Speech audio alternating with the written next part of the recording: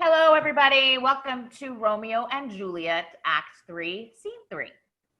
I ask you, as always, to watch this video through and try and figure out what's going on in the story and the plot by watching the actors and listening to the language. And then read it, listen to it a second time or watch it through a second time, following along with the text so that you can gain a deeper understanding. And as always, we will have a conversation afterward. So here we go. Act 3, Scene 3, Friar Lawrence's cell. Enter Friar Lawrence. Romeo, come forth. Come forth, thou fearful man. Affliction is enamored of thy parts, and thou art wedded to calamity. Enter Father, what Romeo. news? Father, what news? What is the prince's doom? What sorrow craves acquaintance at my hand that I yet know not? Too familiar is my dear son with such sour company. I bring thee tidings of the prince's doom. What less than doomsday is the prince's doom? A gentler judgment banished from his lips, not body's death, but body's banishment. Banishment! Be merciful, say death, for exile hath more terror in his look, much more than death. Do not say banishment. Here from Verona art thou banished. Be patient, for the world is broad and wide. There is no world without Verona walls, but purgatory, torture, hell itself, hence banished is banished from the world, and world's exile is death. Then banished is death mistermed. Calling death banished, thou cuttest my head off with a golden axe, and smilest upon the stroke that murders me. O deadly sin! O rude unthankfulness! Thy fault our law calls death, but the kind prince, taking thy part, hath rushed aside the law and turned that black word death to banishment. This is dear mercy, and thou seest it not. 'Tis torture and not mercy. Heaven is here, where Juliet lives. And every cat and dog and little mouse, every unworthy thing live here in heaven and may look on her. But Romeo may not. More validity, more honorable state, more courtship lives in carrion flies than in Romeo. They may seize on the white wonder of dear Juliet's hand and steal immortal blessing from her lips, who, even in pure and vestal modesty, still blush as thinking their own kisses sin. But Romeo may not. He is banished. Flies may do this, but I from this must fly. They are free men, but I am banished. And sayest thou yet that exile is not death? Hadst thou not poison mixed, no sharp ground knife, no sudden mean of death, thou never so mean, but banished to kill me. Banished. O friar, the damned use that word in hell. Howling attends it. How hast thou the heart, being a divine, a ghostly confessor, a sin absolver, and my friend professed, to mangle me with that word, banished? Thou fond madman, hear me a little speak. Oh, thou wilt speak again of banishment. I'll give thee armor to keep off that word. Adversity, sweet milk, philosophy, to comfort thee, though thou art banished. Yet banished, hang up philosophy. Unless philosophy can make a Juliet, displant a town, reverse a prince's doom, then it helps not, it prevails not. Talk no more. Oh, then I see that madmen have no ears. How should they, when that wise men have no eyes? Let me dispute with thee of thy estate. Thou canst not speak of that thou dost not feel. Wert thou as young as I, and Juliet thy love, an hour but married, Tybalt murdered, doting like me, and like me banished, then mightest thou speak. Then mightest thou tear thy hair and fall upon the ground as I do now, taking the measure of an unmade grave. Arise, one knocks. Good Romeo, hide thyself. Not I, unless the breath of heart-sick groans mist-like enfold me from the search of eyes. Hark, how they knock.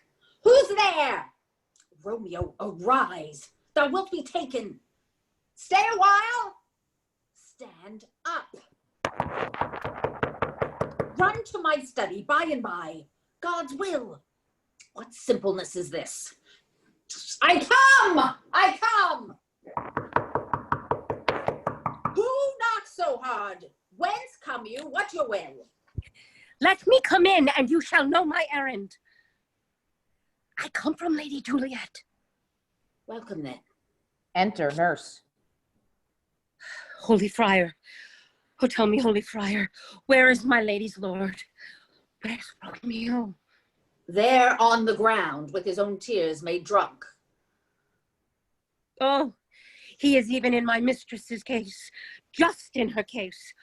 Oh, woeful sympathy, piteous predicament.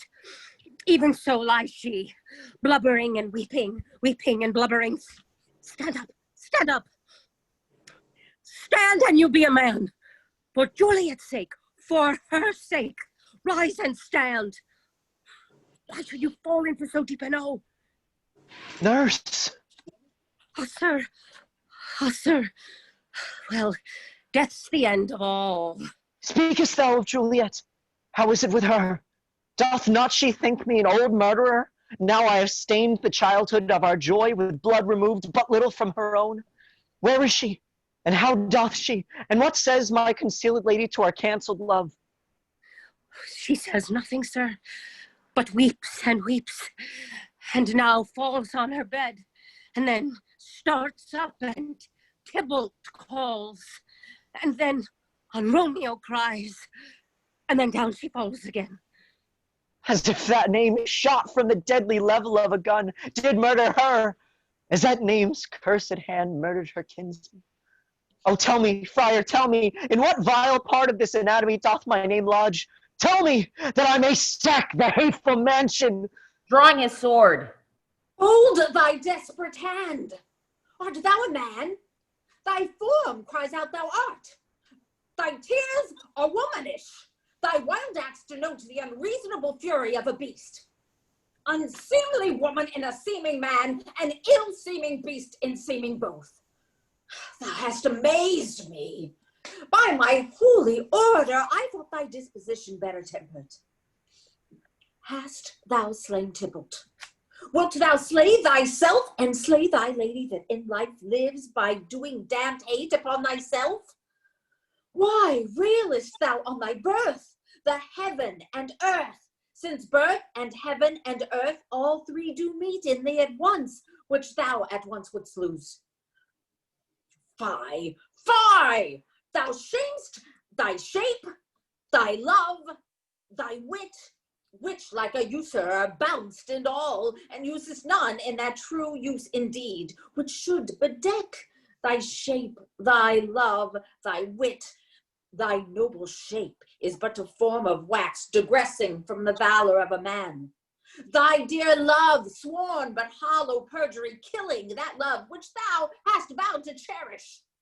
Thy wit, that ornament to shape and love, misshapen in the conduct of them both, like powder in a skilless soldier's flask, is set afire in thine own ignorance, and now dismembered with thine own defense.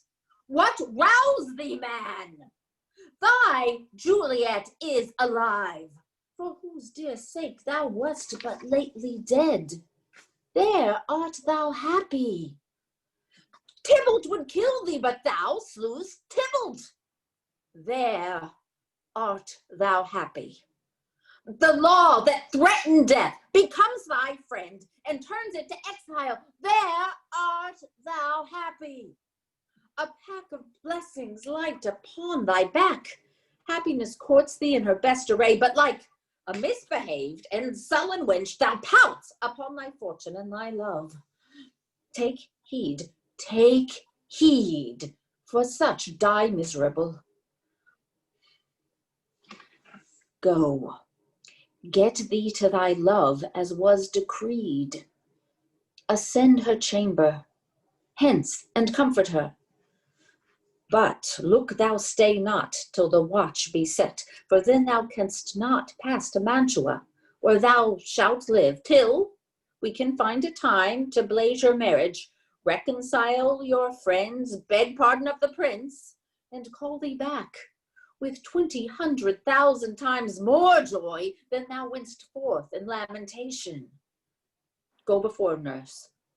Commend me to thy lady, and bid her hasten all the house to bed, which heavy sorrow makes them act unto. Romeo is coming. Oh, Lord, I could have stayed here all the night to hear good counsel. Oh, what learning is. My lord, I'll tell my lady. You will come. Do so, and bid my sweet prepare to chide. Oh, here, sir. A ring she bid me give you, sir. How you make haste. It grows very late. Exit. Oh, well, my comfort is revived by this. Go hence. Good night. And here stands all your state. Either be gone before the watch be set, or by the break of day disguised from hence sojourn in Mantua. I'll find out your man, and he shall signify from time to time every good hap to you that chances here. Give me thy hand. 'Tis late. Farewell. Good night. But that a joy past joy calls out on me. It were grief so brief to part with thee. Farewell. And exit.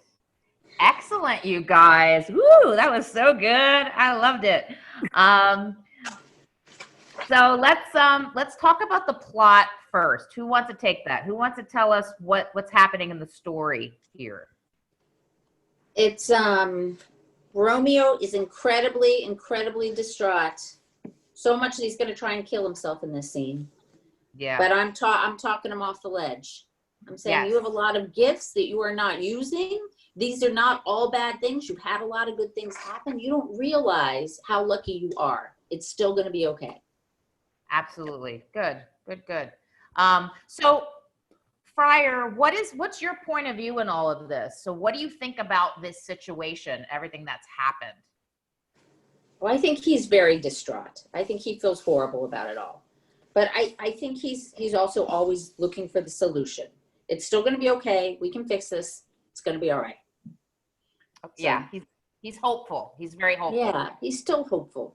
Romeo's his boy. He's taking care of him. Yeah, I think he just kind of works out his anger, and then once the anger passes, he's able to think more rationally and be more compassionate and find his hope for sure. Yeah, well, I think he's got to wake him up a little. He's got to slap him around, make him come to his senses. So I think that's where some of the anger is coming from too. You know, just wake up. You're all right. You're alive. Juliet's alive. It's okay. Yep. What about you, nurse? What's going on with you? What do you think of this situation? I'm thinking there's no light. There's no. I don't think the nurse has any idea how this is going to pan out. All she knows is that her Juliet has gone through a seriously deep depression as well. She sees Romeo is in the same state. And I truly don't think the nurse sees a light at all going into this until the friar then explains that wonderful, my God, it was so astounding how you brought that to life. Just how it was all mapped out, that there's a plan, that there's hope, and it could work. I don't think the nurse until that time thought that there was any chance whatsoever. Yeah. It's a very inspiring speech. Very inspiring. Absolutely. Not only it's motivating Romeo, it's also laying out the plan and showing that it could work, that there is that light at the end of the tunnel that nobody saw until it's being said by the friar in such an eloquent way. Yeah.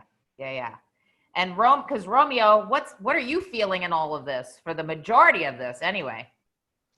Well, I'm feeling really guilty.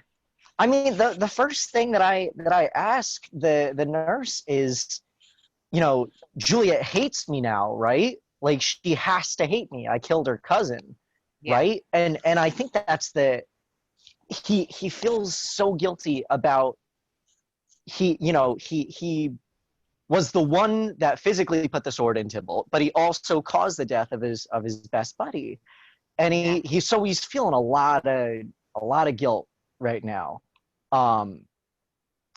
and I think the fact that he's not, he almost doesn't feel like he's worth it to Juliet anymore, right? He just the fact that is the first thing that he brings up to the nurse is, she's gotta hate me. Right? There's no way in hell she doesn't hate me. And so yeah, and he's a mess. I mean, he's suicidal. He's got his sword out. Well, I'm gonna end it. One more thing I want to talk about, you guys, is the idea of him being banished or banished. Why is that? You say in your speech, you say that a lot. I mean, actually, in the whole scene, the word banished is said over and over and over again. Why is that such a bad thing? Like, it doesn't seem that bad. Like, oh, I just get to leave. What are your thoughts on that? Why is it so bad? What is my thought, or what is Romeo's thought? Oh, I'm sorry. Anybody, not Romeo. I didn't mean just you. Anybody. That's all good. Yeah, if you want to take that, Deb. No, go ahead. Yeah, one thing I want to say is I think it's really cool if you break it down in the iambic pentameter, that is why it is banished instead of banished. And so you realize how much he emphasizes the word, because he breaks it out, so it's got that extra syllable in it. So you know that Shakespeare wants to punch that word, so it's cool that he. That is cool. It's in the poetry. Yeah. Mm-hmm. That he literally lengthens the word, as well as repeating it over and over and over again. That's a great point. Deb, what were you going to say? Why is his being banished or banished such? I don't think the nurse, as far as a nurse standpoint, it's more like you still get to live. Like, he's letting you live. Like, do you understand? Like, this is huge, because you really should be dead. And the friar says it too. That the normal thing for this is death, but you're getting a chance at life. And to me, I'm thinking Romeo's like, well, who the frick cares if I'm alive or dead? I don't get to be with who I want to be with. My whole world is Juliet. Everybody else gets to spend every day with her and see her every day but me. So what good is my life anyway? And, here's the nurse also going, well, just think about it this way. You could be dead. So, stand up, be a man. Do something. You're not a man to him like this either. So, God damn, get over yourself for a second. Yeah. You still get to live. That's true. Well, I think too that he's thinking, I mean, especially being so young, if he's cast out of the city, like, he's gonna get married in the meantime. well, yeah. He's gonna move on without me. Exactly what Romeo thinks will happen happens. Like, his worst fear. We don't know that yet. Spoiler. No. But Paris comes along, for sort of at the behest of Daddy Capulet. But it exactly what Romeo thinks will happen, which is like, oh, they're sending me away during my glory years. Like, people didn't have as long lifespans as they do now. Like, people would die in their 50s and 60s. So in turn, you got married a lot younger. And this is like prime marrying or marriage real estate time that Romeo is going to miss out on. So. Yeah, and also, you're banished. You can't see your family. You can't see your friends. Like, well, yeah, that too. You have to start this life somewhere else, all on your own. That's got to be terrifying. On top of everything else. I mean, that's just the icing on the cake, so to speak. All right, guys, that was excellent.